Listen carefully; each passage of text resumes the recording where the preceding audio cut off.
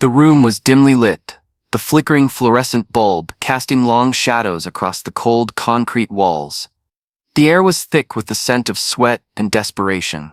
She stood there, her breath shallow, her heart pounding in her chest. The sound of the heavy metal door slamming shut behind her echoed in the small space, but she didn't flinch. Her eyes were locked on him. He was seated on the edge of the narrow cot, his hands cuffed, his dark eyes piercing through the dim light. His presence was overwhelming, a mix of danger and allure that she couldn't resist. She had come here countless times before, but tonight was different. Tonight, the tension between them was palpable, a silent understanding that something was about to change. She took a step closer, her heels clicking against the floor. He didn't move, didn't speak. He just watched her, his gaze unwavering. She could feel the heat radiating from his body, even from a distance.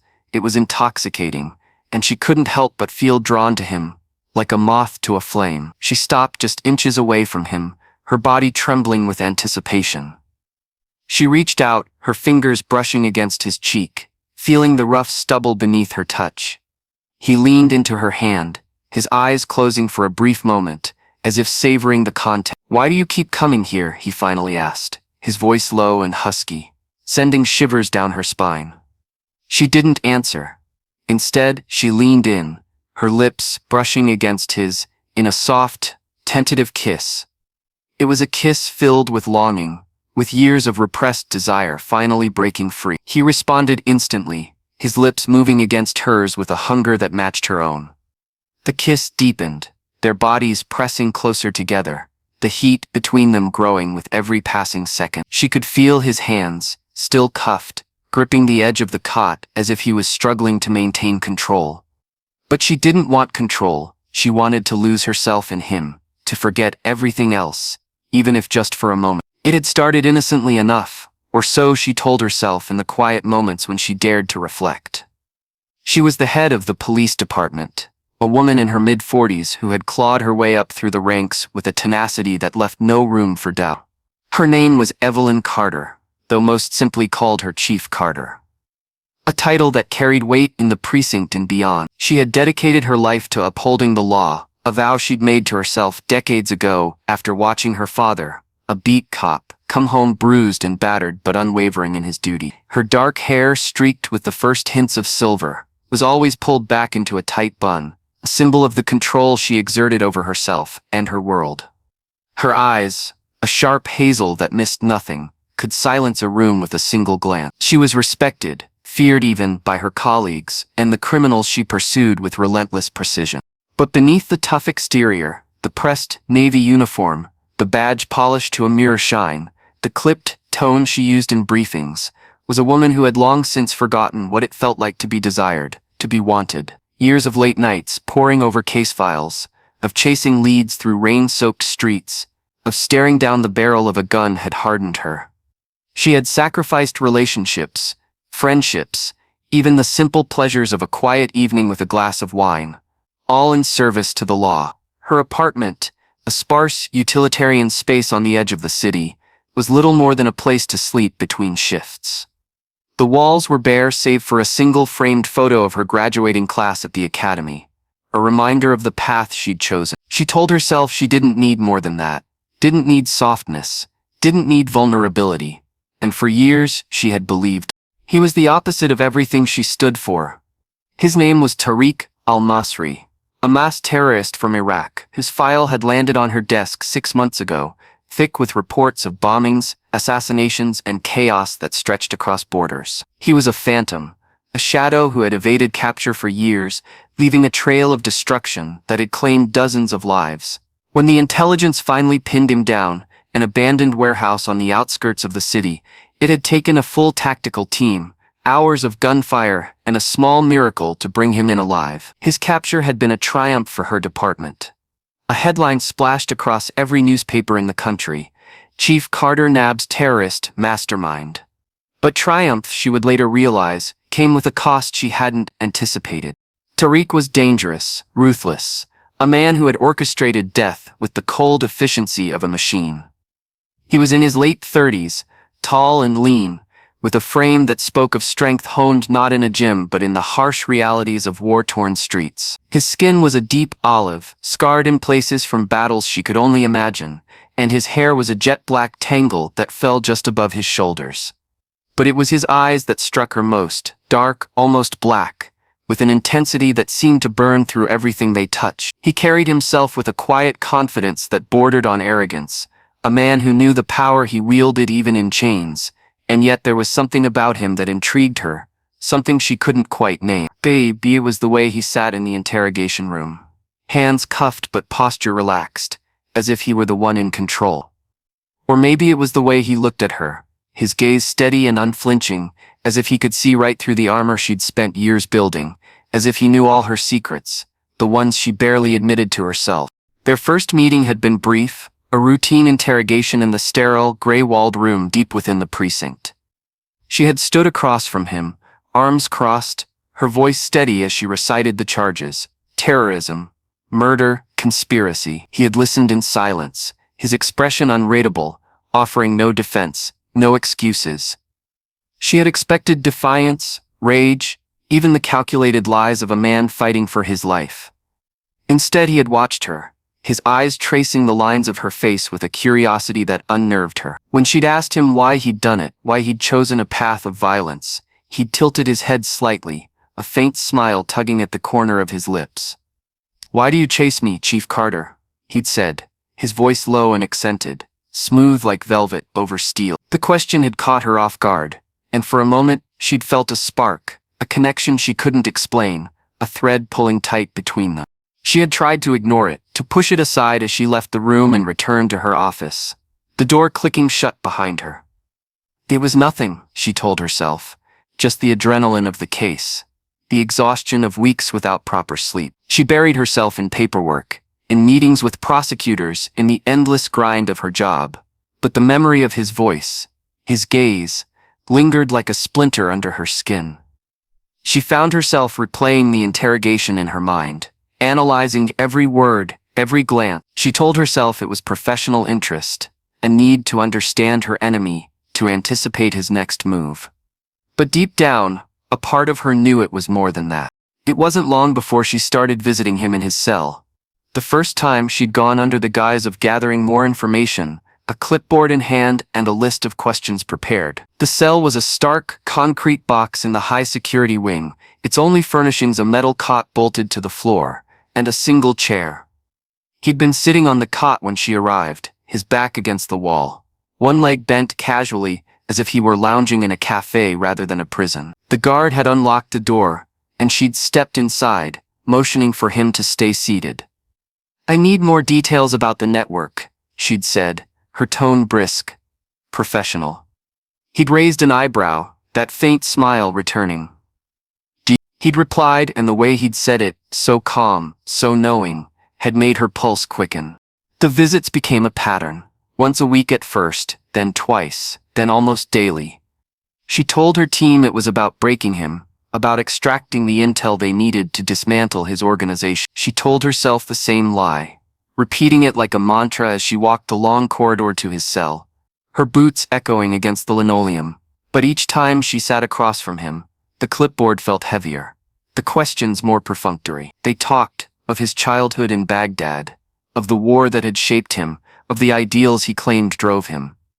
His words were measured, deliberate, painting a picture of a man who believed in something larger than himself, however twisted that belief had become. She listened, her pen still, her hazel eyes locked on his dark ones, and somewhere along the way the line between interrogator and captive began to blur.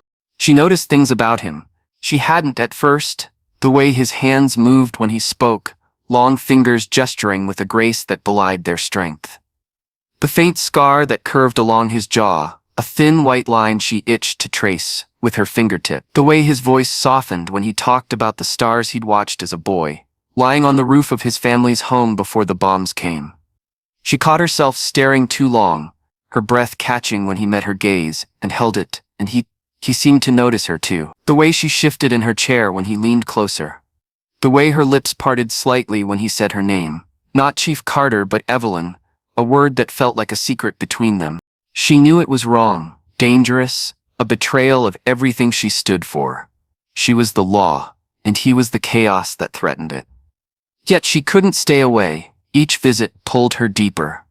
A tide she couldn't resist. She began to dream of him. Dark, restless dreams where he stood just out of reach, his eyes burning into hers. She woke with her heart pounding, her sheets tangled, a longing she hadn't felt in years, clawing at her chest. She told herself to stop, to assign someone else to the case. But the thought of not seeing him, of losing that spark, that connection, was unbearable. One night, she went to his cell after hours, when the precinct was quiet, save for the hum of the fluorescent lights. The guard on duty raised an eyebrow but said nothing as he unlocked the door. She stepped inside, no clipboard this time, no pretense. Tariq looked up from where he sat, his expression shifting from surprise to something else, something that made her stomach tighten. "Evelyn," he said, standing slowly, his voice a low murmur that filled the small space. She didn't correct him, didn't step back. Instead, she moved closer, her breath shallow, her resolve crumbling. "What am I doing?" she whispered, more to herself than to him. He reached out, his hand hovering near her cheek, and for a moment she thought he might touch her. She wanted him to. God help her, she wanted him to. But he didn't. His hand dropped, and he stepped back, his eyes never leaving hers. "You're here because you choose to be," he said, echoing her own thoughts. And in that moment she knew he was right. She was there because she wanted to be. Because she couldn't stay away, not from him, not from the fire he'd ignited in her, a fire that threatened to consume everything she'd built. The law, her duty, her life, all of it paled against the pull of him. And as she stood there, the cell door locked behind her. She realized she was no longer sure where the line was, or if she even cared to find it again. He had noticed her interest from the very beginning, a subtle shift in the air that he'd picked up on like a predator sensing prey. Tariq al-Nasri was no stranger to reading people. Years of survival in shadows, of manipulating allies and enemies alike, had honed his instincts to a razor's edge. He saw it in the way her eyes lingered on him during that first interrogation, those sharp hazel irises tracing the lines of his face a heartbeat longer than necessary. He heard it in the way her breath hitched ever so slightly when she stepped closer to ask her questions, her voice steady but her body betraying her. She was Evelyn Carter, chief of police, a woman who commanded respect and wielded authority like a weapon. And yet there was something beneath the surface, a flicker of vulnerability, a crack in her armor that he knew he could exploit. He was a prisoner, shackled and caged, but in that moment he felt the stirrings of power, a thread he could pull to unravel her carefully constructed world. He started to play along, a calculated game that felt as natural to him as breathing. During their early meetings, he fed her bits of information, fragments of his past, vague hints about his network, just enough to keep her coming back, to give her the illusion of progress. He spoke of a childhood friend who'd joined him in the fight, safe house abandoned years ago, a name that might mean nothing or everything. Each crumb was delivered with precision, his voice low and deliberate, his dark eyes locked on hers as he watched her scribble notes on that ever-present clipboard. But it wasn't just intel he offered. He began to flirt, testing the waters, probing the boundaries of her resolve. It was subtle at first, a faint smile when she entered the cell, a tilt of his head that suggested curiosity rather than defiance, a murmured Evelyn instead of Chief Carter, that hung in the air like a challenge. He wanted to see how far she would let him go, how much she would allow before the law she embodied pulled her back. To his surprise, she didn't resist. Where he'd expected a reprimand, a cold reminder of their roles, there was instead a softening and almost imperceptible shift in her demeanor. She didn't flinch when he leaned closer during one of their sessions, his voice dropping to a conspiratorial whisper as he recounted a memory of a starry night in Baghdad. She didn't pull away when his gaze lingered too long, traveling from her eyes to her lips and back again. It emboldened him, this lack of resistance, and he pressed further, each encounter a step deeper into uncharted territory. He began to weave compliments into their conversations, subtle enough to pass as casual but pointed enough to unsettle her. "You're not like the others," he'd said once, his tone soft, almost reverent. "They see a monster. You see something else." Her pen had paused mid-sentence, her lips parting as if to respond, but she'd said nothing, and the silence had spoken volume. It started with small touches, tentative at first, like the brush of a moth's wing against a flame. One day, as she sat across from him in the cell, her clipboard balanced on her knee, he reached out to point at something she'd written. A meaningless gesture, really, but his fingers grazed her arm, lingering for a fraction of a second. Her skin was warm beneath the sleeve of her uniform, and he felt the slight tremor that ran through her, though she masked it with a quick clearing of her throat. She didn't pull away, didn't chastise him. Instead, she looked at him, her hazel eyes wide and searching, and he knew he'd crossed a threshold. The next time it was her move. She rested her hand on his forearm as she asked a question, her touch firm but fleeting, as if testing her own courage. He met her gaze and held it, his pulse quickening, and the air between them thickened with something unspoken. The touches escalated, each one a quiet rebellion against the bars that separated them. A brush of her fingers against his as she handed him a cup of water, her thumb lingering against his knuckles. A moment when she adjusted the cuff of his sleeve, unnecessary, but her hand stayed there, her palm pressing lightly against his wrist. He reciprocated, his movements deliberate. A mirror to her. When she leaned forward to show him a map one day, he let his hand rest on the edge of the table, close enough that their fingertips touched when she pointed to a location. Neither of them acknowledged it, but the contact sent a jolt through him, a current that sparked something dangerous and alive. The lingering glances followed, glances that stretched beyond the bounds of interrogation, her eyes tracing the scar along his jaw, his following the curve of her neck, where her collar met her skin. The whispered words came next, too intimate for the cold confines of the cell. "You don't belong here, Evelyn," he'd said one evening, his voice barely audible over the hum of the ventilation system.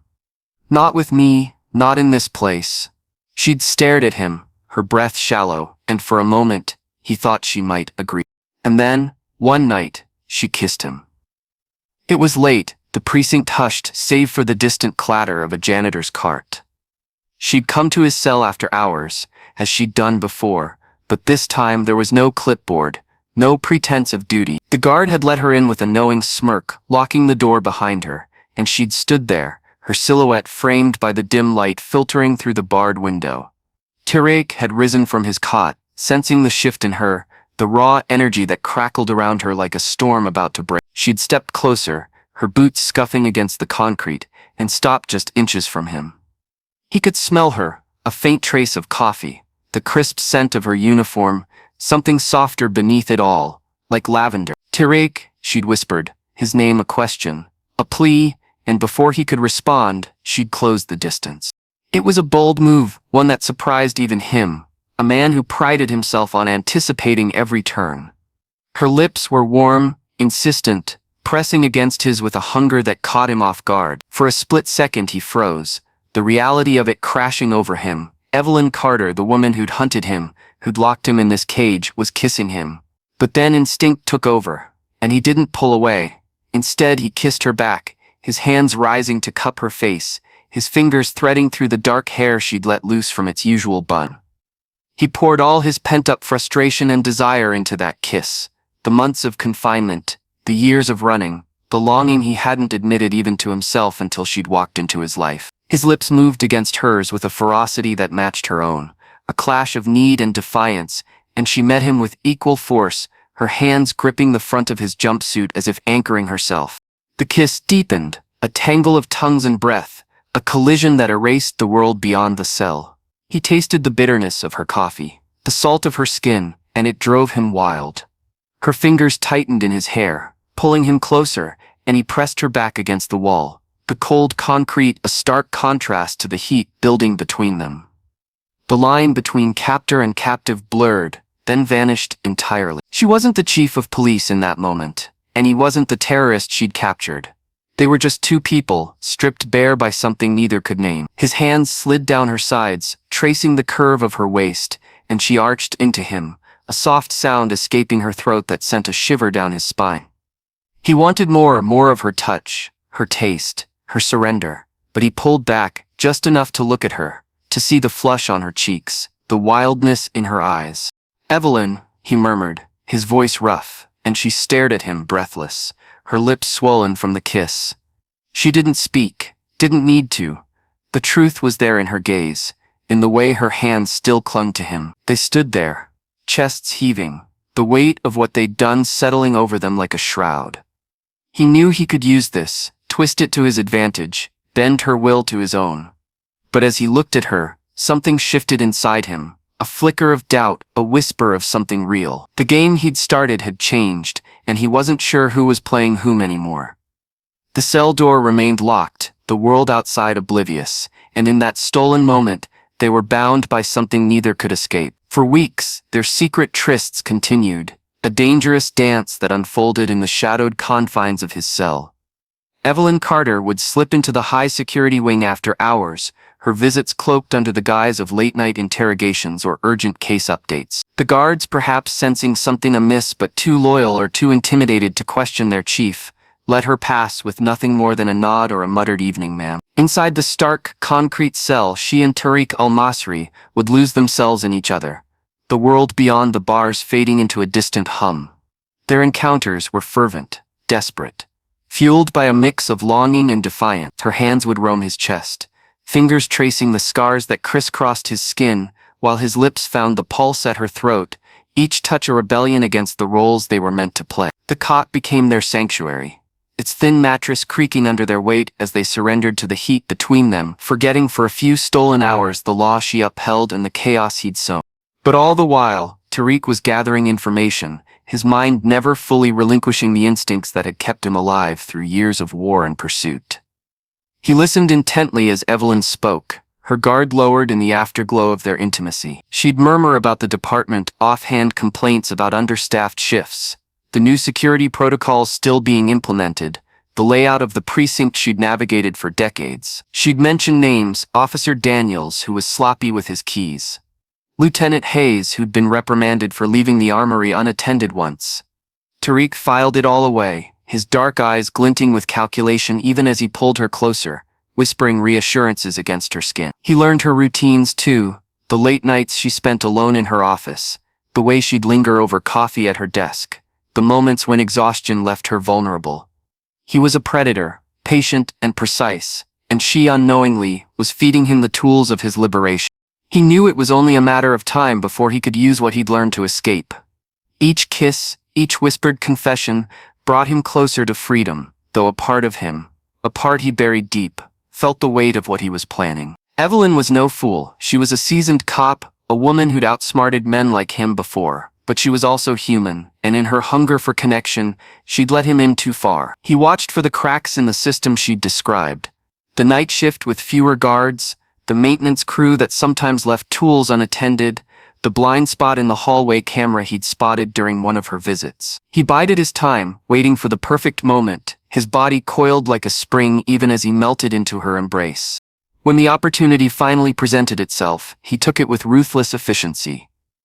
It was a stormy Tuesday night, the kind where thunder rattled the precinct windows and the power flickered, plunging the building into brief bursts of darkness. The maintenance crew had been in earlier, fixing a leak in the ceiling, and Tariq had noticed a forgotten screwdriver left near the edge of his cell. Small oversight, but enough. Evelyn had visited him earlier that evening, her hair damp from the rain, her lips soft and urgent against his. She'd left reluctantly, promising to return the next night, unaware that it would be their last meeting.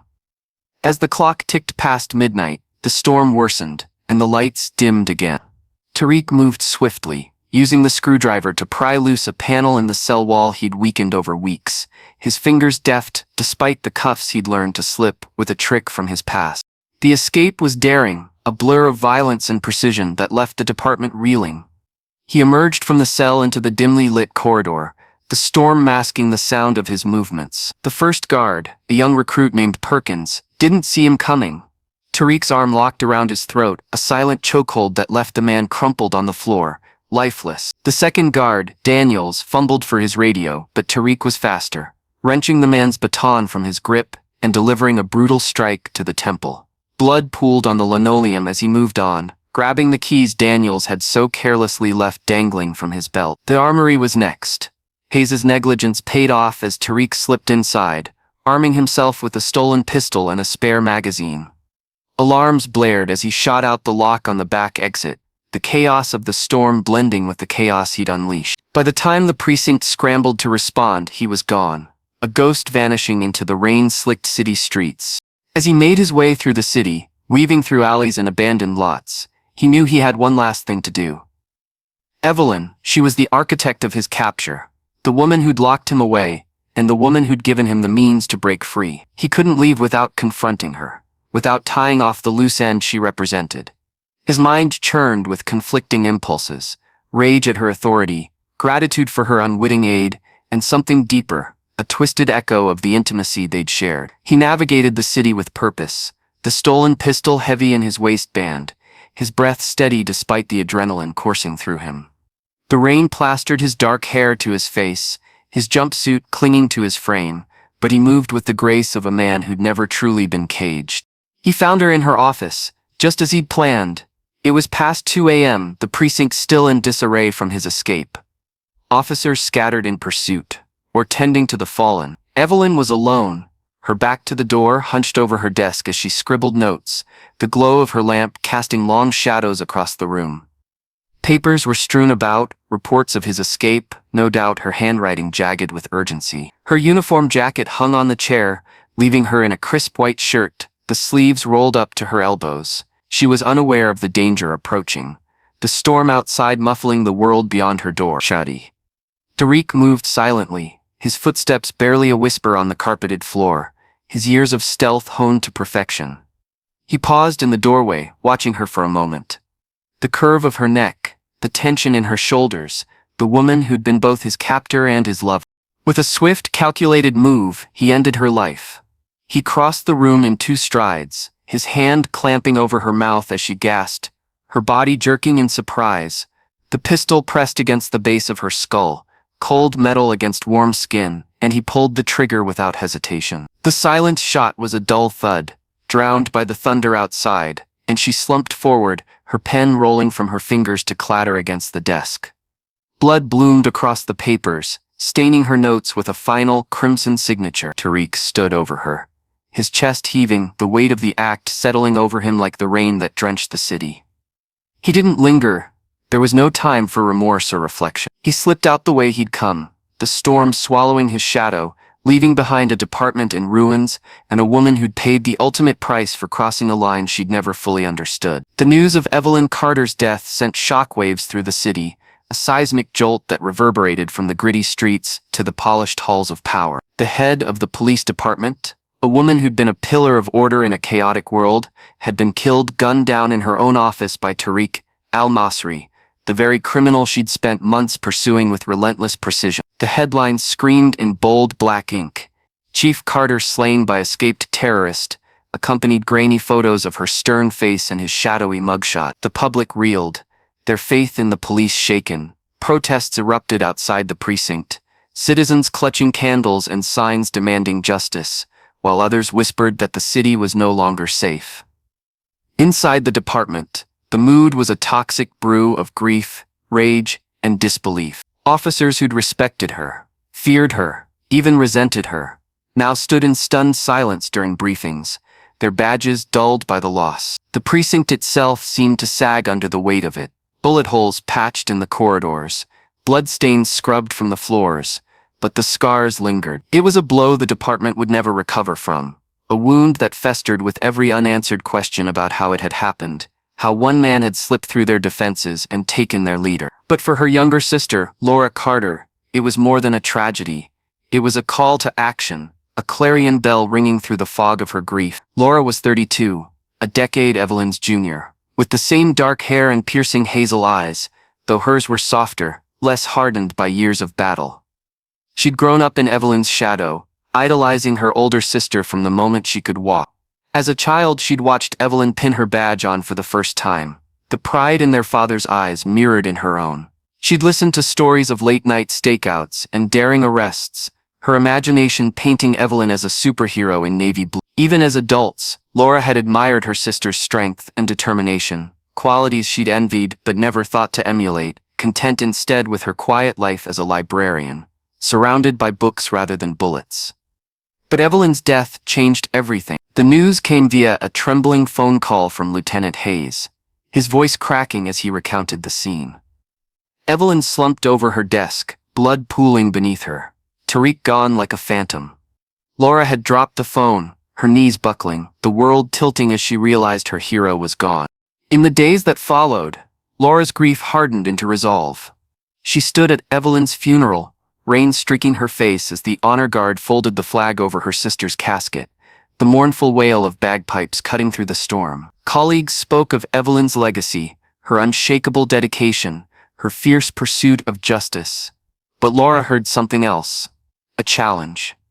She couldn't let Tariq win, couldn't let her sister's death be the end of the story. She vowed, there in the muddy cemetery, to honor Evelyn's memory by bringing her killer to justice. It wasn't enough to mourn, she had to act. The next week she quit her job at the library, trading dusty shelves for the stark reality of the police academy. Her family protested, her mother begged her to reconsider, her brother warned of the danger.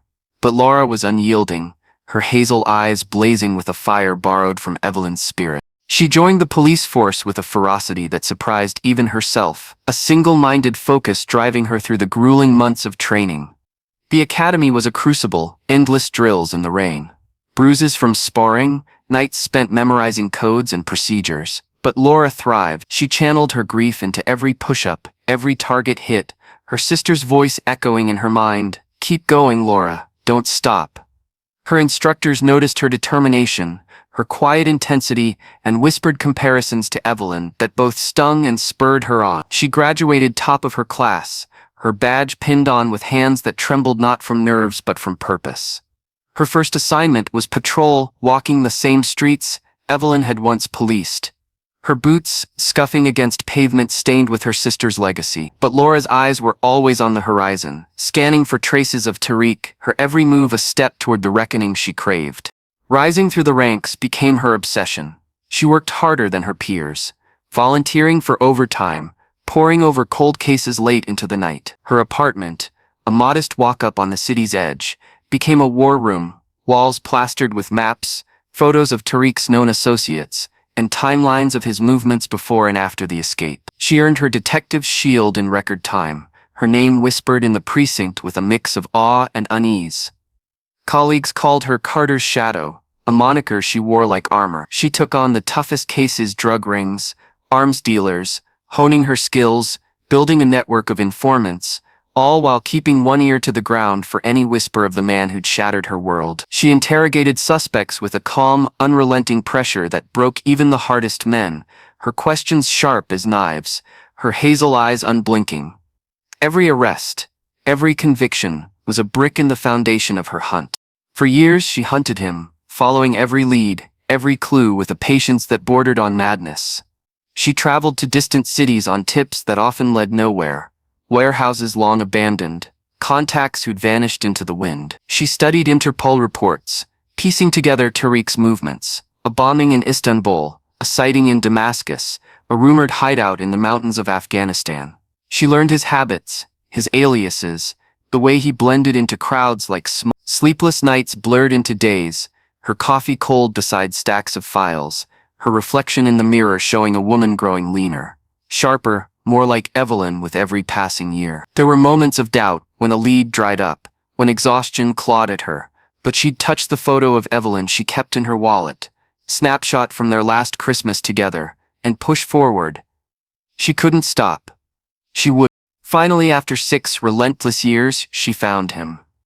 It was a tip from a low-life smuggler, a man she'd cornered in a dingy bar on the city's outskirts. He'd stabbered out a location, a derelict factory on the edge of town, a place Tariq was said to be hiding while planning his next move. Laura didn't hesitate. She assembled a small team, hand-picked officers she trusted, and led them through the night, her heart pounding with a mix of dread and anticipation.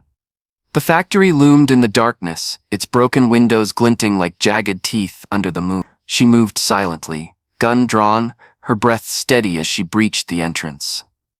Inside, the air was thick with dust and the faint tang of oil, shadows stretching across rusted machinery.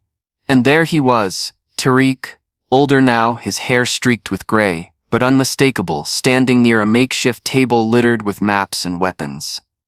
He turned as she approached, his dark eyes meeting hers, and for a moment time stopped. "Laura," he said, his voice a low rasp, recognition flickering in his gaze.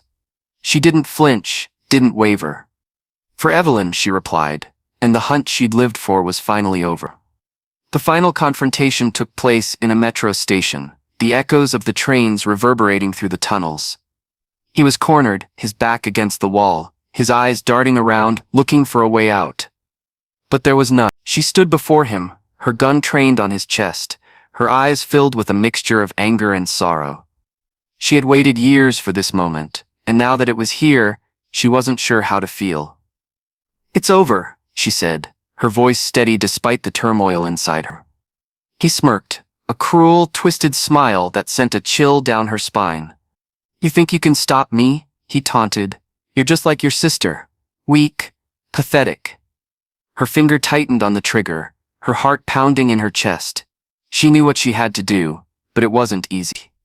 She had spent years dreaming of this moment, but now that it was here, she wasn't sure if she could go through with it.